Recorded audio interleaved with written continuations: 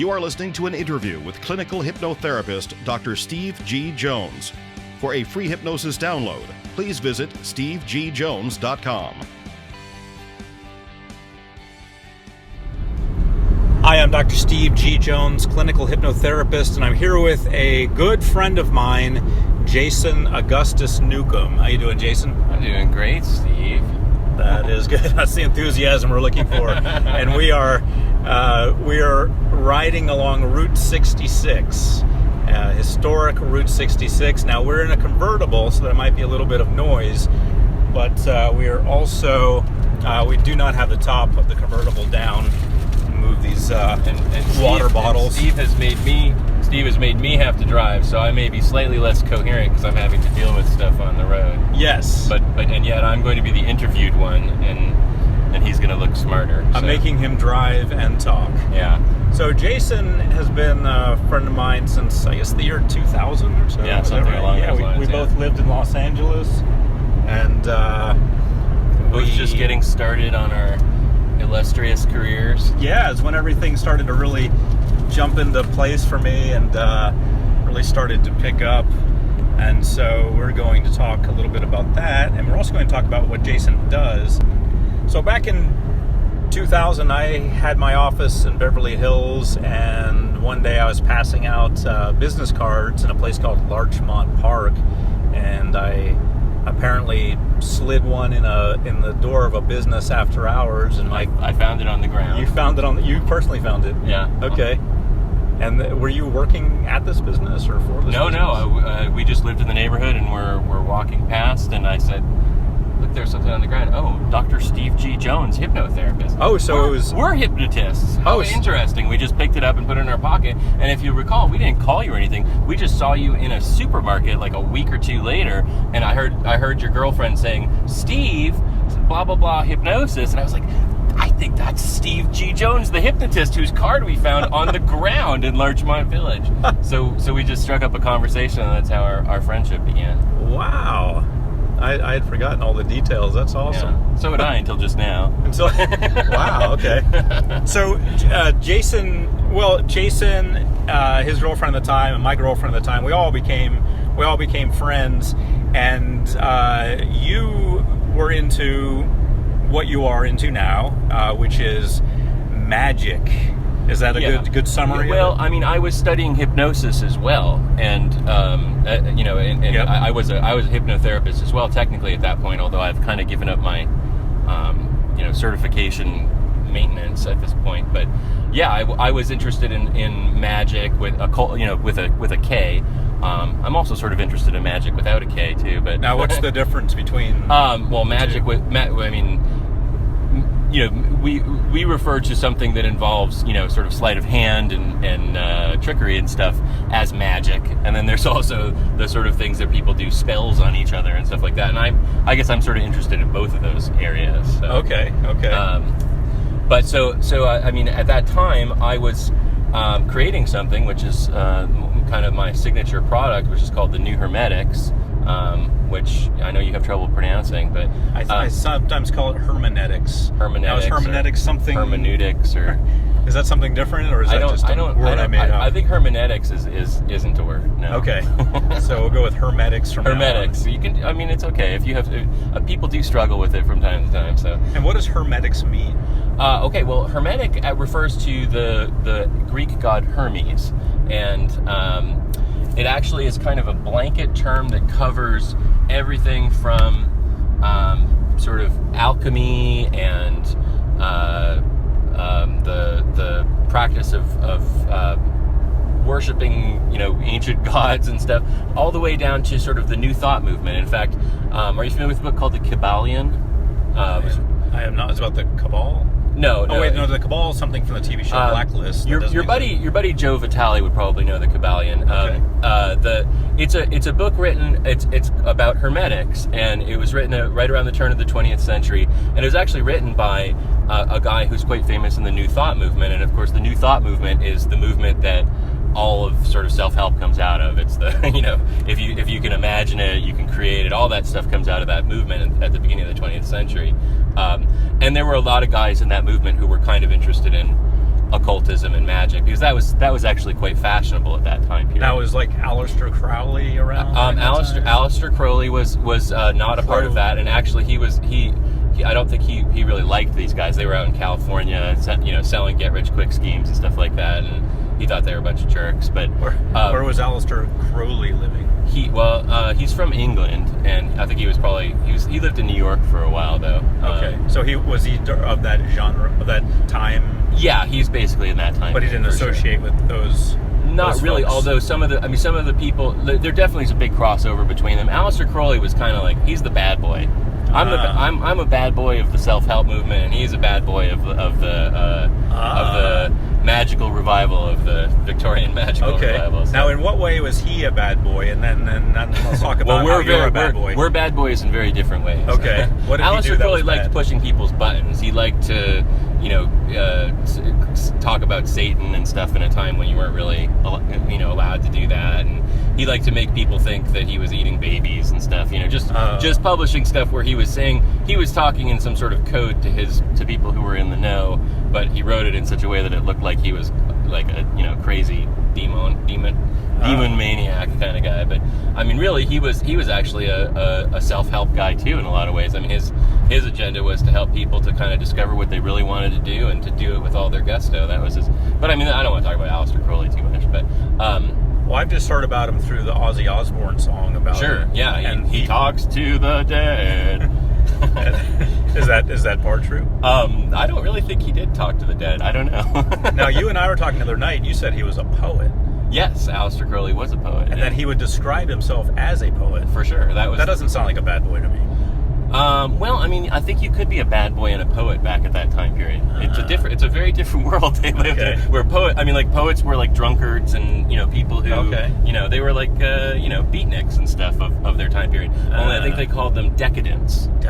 So they would they'd drink and eat fine foods and try and find women to have sex with or other men to have sex with. That's another thing that he was famous for, was being bisexual in a time period where you really weren't allowed to openly do that, and he wasn't completely open about it, but he was pretty obvious about the fact that he was having relationships with both women and men. So wow, so that's he's quite a well-rounded gent, we would say. Yes. But, now pulling this back to my life, to your life, and well, first of all, we want to hear how you're a bad boy.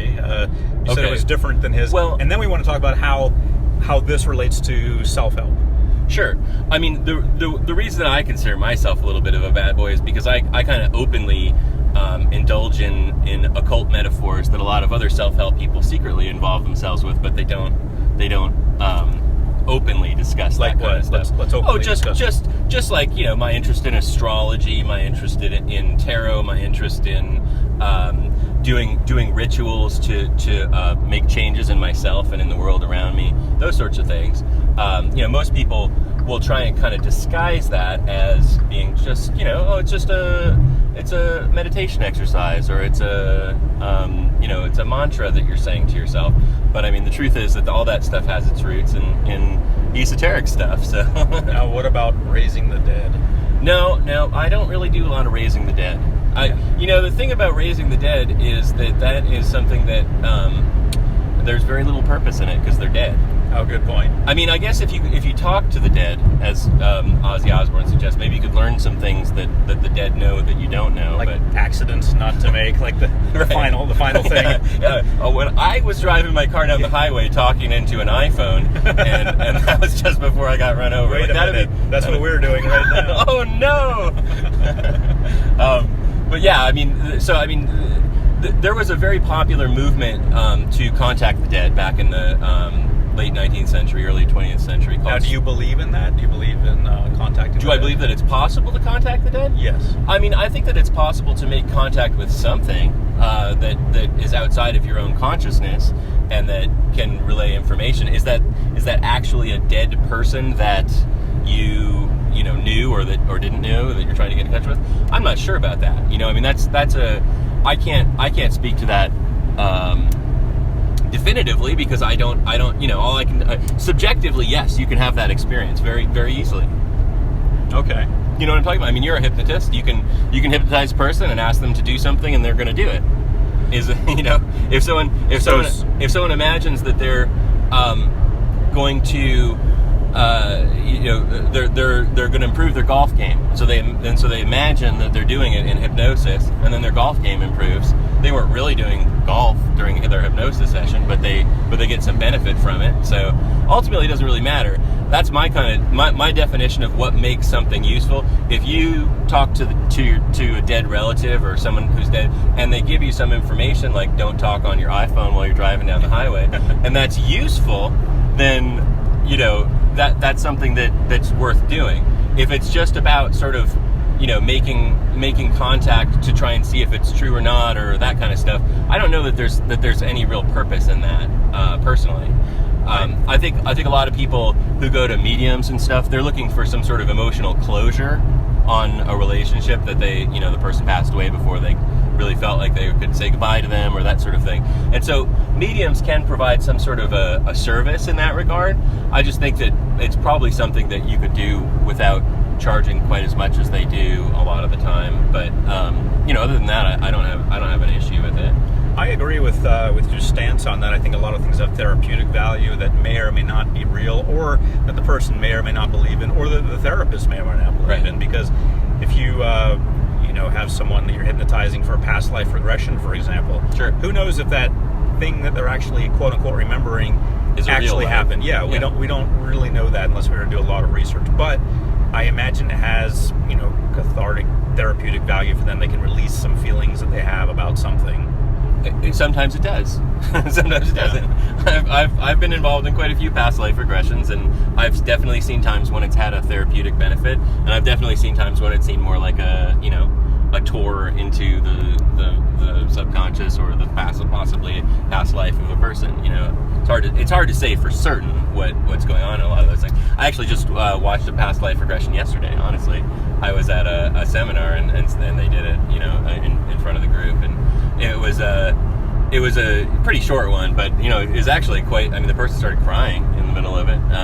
He didn't know what exactly the meaning of it all was, but he definitely had a strong emotional reaction to what he was experiencing. So, I mean, even that can be useful, unless you're just using it to prove to yourself that sort of thing is real because you had an emotional reaction. Then maybe you're getting into sort of more gray territory.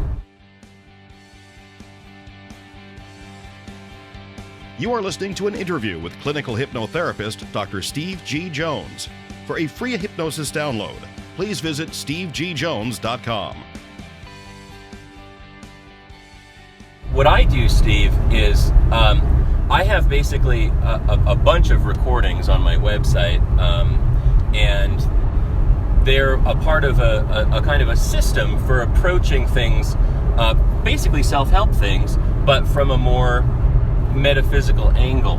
And what I think the benefit of that angle is that a lot of our subconscious and our deeper consciousness imprints in our minds come from those esoteric things, whether we realize it or not.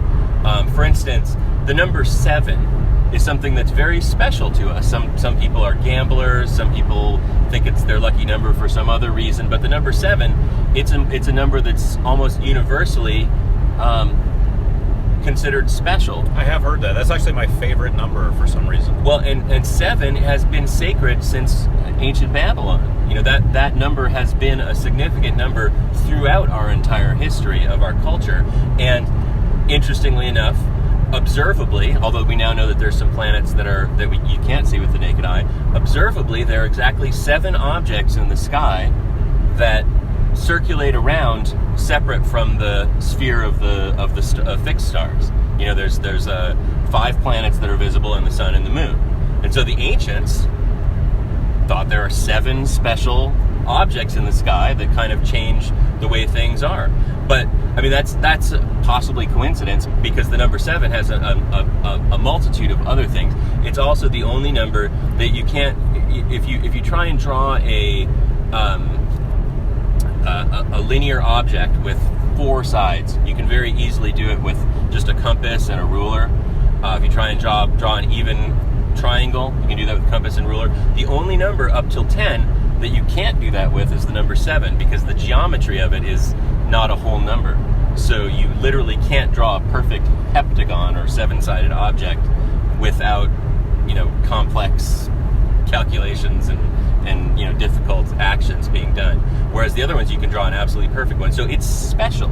It's a special number. It's a prime number. It's a very big fat prime number, and it just has always been considered to be a special number. And I only mention that just because that's something that just is universal in our consciousness. It has nothing to do with any kind of plan or specific religious thing. It's just something that's special. And so my tools, I try and align them with those ancient principles that have just sort of always been there. For instance, four square directions. There's north, south, east, and west, and that's universal. And universally, when we set up a sacred space in almost every culture around the world, we create that sacred space keeping those directions in our minds, and create 4 different sort of special places to place things in your space and to direct your attention to. And there's 4 different kind of energies at those places. If you study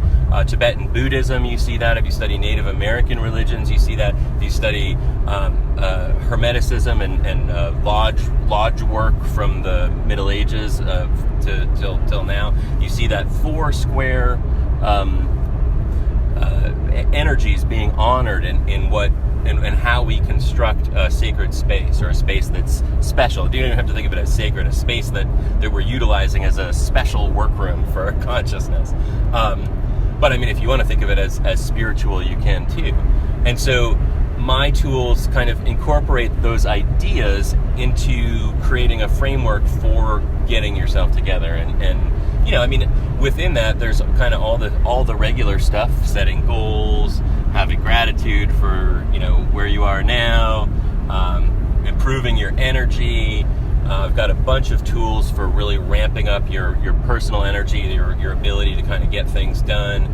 I've got a bunch of tools for making sort of really nitty-gritty integrated changes in your mind, utilizing some tools like NLP and stuff like that within them to a certain degree, but still focusing in on those categories that we are anciently. I mean, we've one thing that's kind of interesting, Steve. Do you like the Myers-Briggs personality assessment at all? Do you know that at all? I've taken it a few times. I always forget what I am, but I took it. I took a screenshot this time, so I took it online, and I took like the mini version. I know to do it accurately, you have to take the big test because it cross-checks to make sure you're being truthful the whole way through by Sure. asking the same thing in 10 different ways. In 10 different ways, yeah. The women who designed it were actually students of C.G. Jung, who was a psychotherapist, psychoanalyst, who was a student of Freud's, but who went off in a little bit more of a metaphysical direction. And he was incredibly influenced by the things I'm talking about, alchemy and Kabbalah and those sorts of ideas. And he created a kind of a model for the way that people might approach reality that the Myers-Briggs is based on, the intuition and feeling and those sorts of things. And Myers-Briggs is based pretty closely on C.G. Jung's ideas, which are in turn based pretty closely on the 4 ancient elements and alchemy and stuff. So I mean, something that we use regularly in business for assessing people is actually an alchemical thing. It's actually an occult thing, and yeah, I mean that's probably sacrilege to say that or something, or going to make some people who are more conservative in business be like, we're getting rid of that Myers-Briggs thing. Or if they've ever taken it, then maybe they've practiced the occult. They've practiced some magic. Oh, yeah, boy. Absolutely. So. Yeah, I mean that's kind of where my stuff is at. I've got a lot of recordings based on it, and you can actually go through them in order, and it's kind of a whole self-development program. But you can also pick and choose little ones from it. And, my website's JasonAugustusNewcomb.com. Since you're not going to promote me, I'll just mention it. I was going to ask before we ended. I would never leave an old friend hanging like that. I was gonna get to that if you didn't. So Jason Augustus Newcomb. Yes. .com. So Jason is obviously that indicates that I'm like a noble mythological warrior kind of Prince hero guy. My mom. That's what I was thinking too. Yeah, no, I mean, I think I knew that. I could see it in your eyes. Even though I'm wearing shades. Even though you're wearing dark sunglasses. Yeah, it's part of one of my occult abilities is I can see past sunglasses. Whoa. Yeah, it's intense. Okay. And Augustus, which is the name of the first Caesar. So is that from your Italian heritage? No, it's actually because I was born in August, and my mom was like, "How could I make a cool name that has something to do with where he's born?" Lucky it wasn't February. It'd be like Februarius. Yeah, no, it would have been terrible. Sorry, John Februarius. I apologize. Born at a wrong time. But it was kind of a magical act, her doing that. My mom and dad were sort of into astrology at the time, and they were wanting to make the name sort of a strong and powerful name that had something to do with the time that I was born. Oh, so your parents got you into things like this?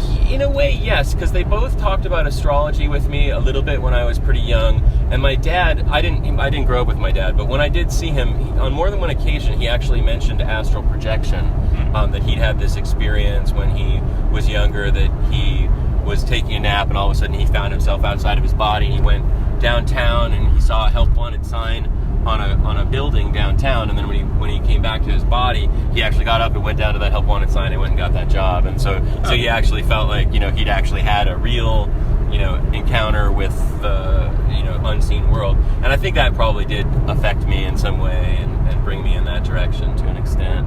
Nice. So yeah. Well, thank you for sharing all of that, and once again, your website, it's about 20 letters long, but it's Jason Augustus Newcomb. Now that's a Leo for you. Newcomb is spelled, it's like Newcomb too, so if people want to try it. Newcomb. Yeah. Newcomb. Yeah. And you've written books as well, and which books have you written?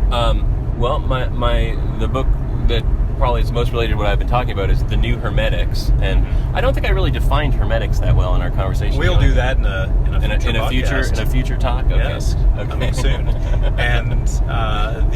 And any other books?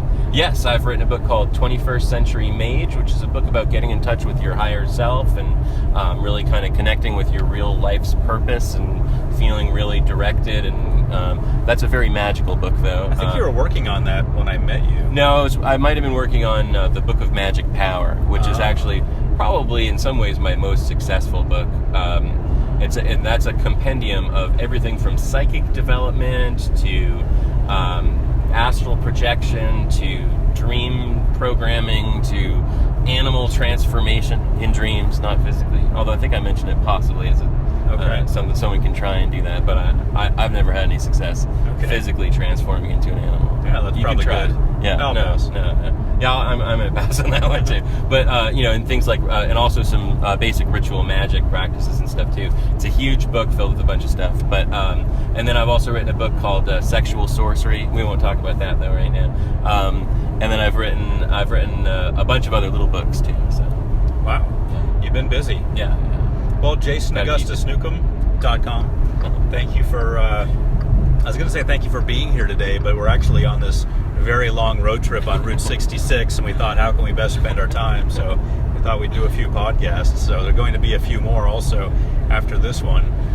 So thank you for being here for this. I want to mention that the code Steve G. Jones as one word, all capitalized, case sensitive, Steve G. Jones will give you a 30% discount off of anything on my website. On JasonAugustusNewcomb.com? Yes.